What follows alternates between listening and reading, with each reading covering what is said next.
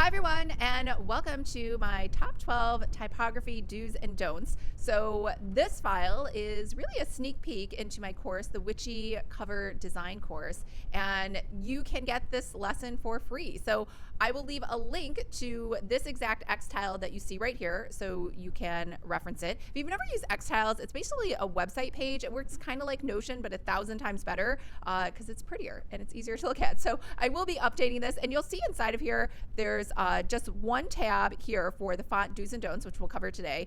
And then there is another tab for display fonts. And these are my favorite fonts to use for Witchy Cozy Mystery covers, as well as links on where to buy them. And then there is a third tab for the fonts that I think are better for the author name, the series name, or taglines because they're just easier to read. They're not as fancy, and again, but they're complimentary, whereas they're like pretty fonts and they're not ugly. So let's get into my top 12 tips. So tip number 1 is don't use script fonts.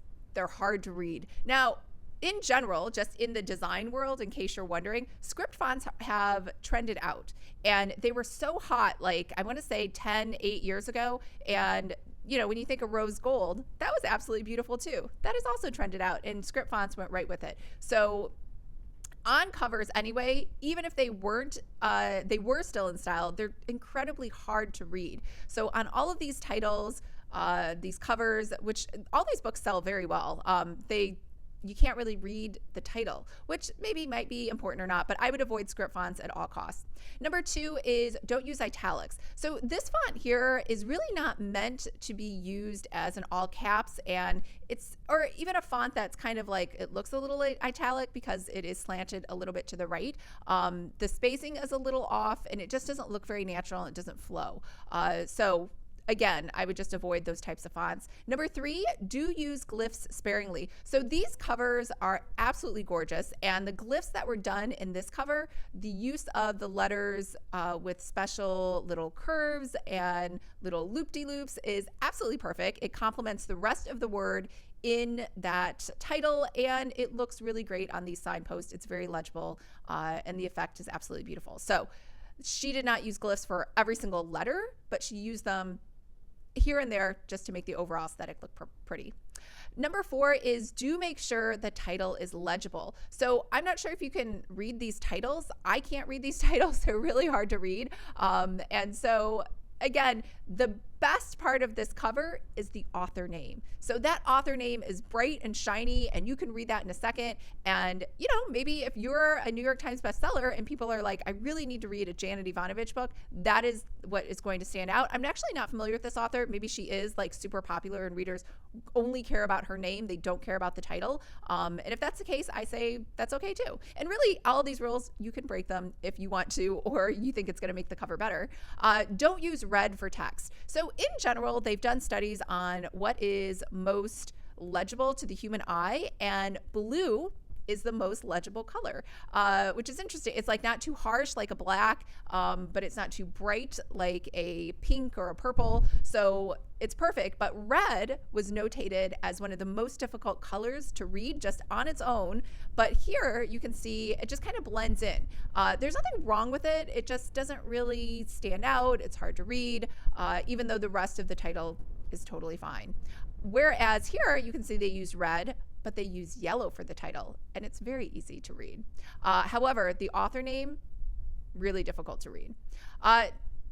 It should be noted that these red on yellow covers seem to be a new trend. I don't know if they're really cozy mystery. They seem to be like a British thing, a historical thing, like a quaint village kind of British thing. I don't know if it's because of the Thursday Murder Club that kicked off this trend or if it's always been there. I personally am not a fan of it, but that is more personal preference. It clearly is winning in the market. And if you ever look at one of these, it's interesting. If you look at one of these books on Amazon, all of a sudden your entire Amazon suggestions and feed are based on other cover titles that look exactly like this. So I'm guessing they're the same genre. I really haven't studied this much, and I'm guilty of, I've never read the Thursday Murder Club. But moving on, number 6, do use contrasting colors. So your background versus the text should be very different. So this first title, you can see it just kind of mixes in. It's almost like it's just part of the background. This one too is a little bit better, but it's still kind of tough to read, the purple on purple. This one is probably the best one. It has like more of a glow, but again,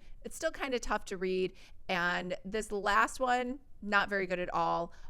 Tough to read, kind of blends in with the background. Number 7, don't use too many fonts. So these are such cute covers, but there are way too many fonts on here. It's just really busy.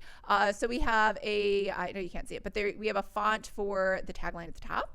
We have another font, we have 2 different fonts, or no, 3 different fonts inside the title, another author title, a font, and another tagline font. So it's just too much. It's just really busy.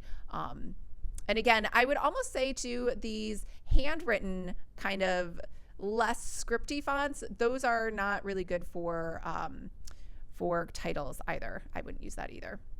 And number 8, do use paranormal cozy mystery genre colors. So purple, pinks, and blues kind of reign supreme. Maybe a little bit of yellow, a little bit of green, but as soon as you see those colors, you know right away that's a cozy mystery cover. This cover right here, Familiar Spirits, I just plop that in there to show you as an example, mostly of what not to do. So this clearly seems like a paranormal cozy mystery book, but the red and the blue are very jarring. They're not really typically used in covers. It doesn't fit the genre, and it just looks a little misplaced. Whereas these books at the bottom, even though green isn't used that much, it flows. It looks totally like it's supposed to be in that genre. And as a reader, sometimes when the thumbnails are teeny tiny, all you can see sometimes are colors, and that's going to be what attracts you. Number 9, do follow font hierarchy. So titles are the biggest. Like, they are always number 1. That's why they are in those beautiful display fonts. And you're the author. Again, here's another author like the one we had before. The author name is massively huge. So it's not that I think your name isn't important, but I think it confuses the reader. Like, is the book named after this author name versus is this the title? Is that the author? It just looks a little weird. This one over here did it perfectly. The title is front and center at the top, but it is in a smaller font such that you know immediately upon looking at it that it is the author name and not the actual title of the book. Number 10, do adjust the kerning and the tracking. So I put little definitions for you here on what kerning and tracking are.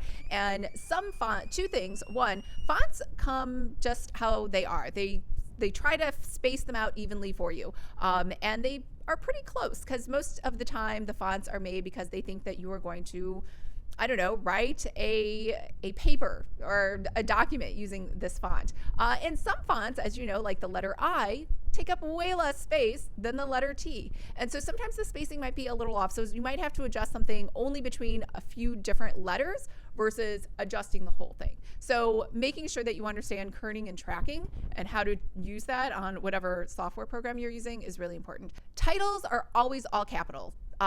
You know, the uppercase, lowercase over here that you see, nothing wrong with it, but it's harder to read. And quite honestly, people don't know this, like on a conscious level, but they expect to see the title in all caps. It's totally normal, and when it's not in all caps, then it looks like something's a little off. So it's just one way to do that. And you can see here, even though they did use all caps for that one word up here, this one did a combination. The first word's in caps, the next one is in lowercase. You can do that. Again, I said it's okay to break, it's always okay to break the rules, but for styling or emphasis or something cute that you want to do with the title, that's fine too.